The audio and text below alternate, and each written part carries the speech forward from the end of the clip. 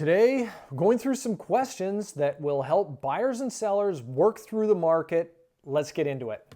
So if a home's been sitting on the market, does that automatically mean that there's something wrong with it? Absolutely not. Sometimes there is a problem with the house, but any problem with the potential house will always be able to be corrected with an adjustment in price. However, there are some properties that have some unique features that aren't for everybody. And with those, you just have to give them more time.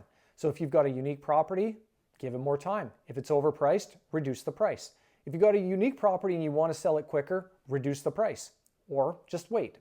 All right, when it comes to offers, as a seller, should you accept the first offer that comes along or wait for something better? And that really depends a lot on the market condition you're in. As a general statement, your first offer being your best offer is almost always true, especially if it's close to what you want. In a market like we're in right now that is slowly trending down or flat, time is not your friend.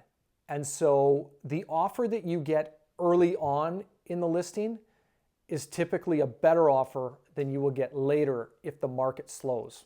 Time is not your friend. What matters more when selling? Price, presentation, or timing? I would say that timing in our market, Parksville, Qualicum, probably has less to do with it than the other two. Presentation always makes a difference.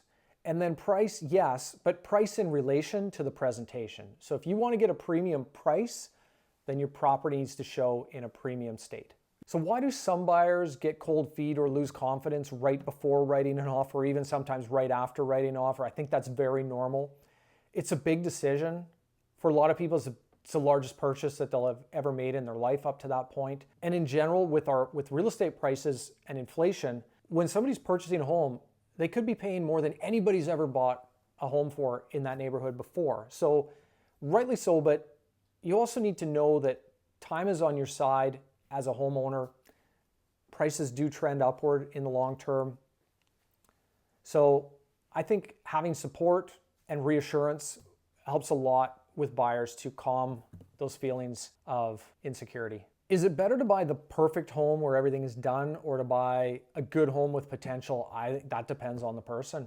I'd say most people, though, are not in a position where they should be doing renovations, and they're likely going to have to hire that out. So for the majority of people, they're going to be better off buying the home where everything's already been done or it's in very good condition. I've seen so many people have good intentions of purchasing a project and then getting into it and just figuring out that it's not for them. And then they got a house that's half torn apart and they don't know where to go or what to do.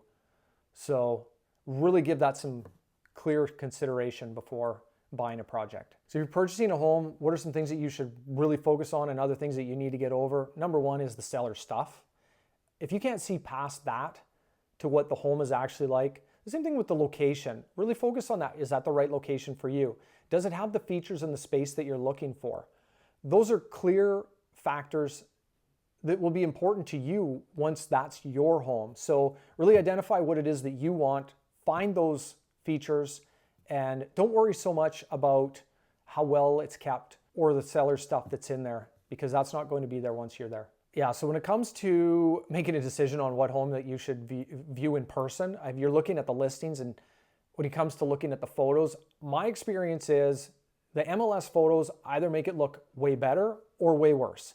It rarely paints the picture for what the reality is that you're going to see and find once you're there. So look at the features. Don't discount a house because it doesn't look good in the MLS, but at the same time, some of the homes that you look at may not meet your expectations based on what you saw in the MLS, because sometimes the homes are prepared, the photos are edited, and then you get there and you're a bit let down. So, I guess just realize that that's part of the process when you're buying. Real estate decisions are easier when you can understand the details behind them. Reach out to somebody that's involved in the market, ask lots of questions, go look at lots of properties.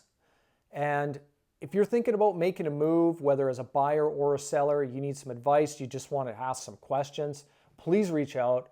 I'm here to talk. I'll answer those questions. Thanks again for watching. Really appreciate it.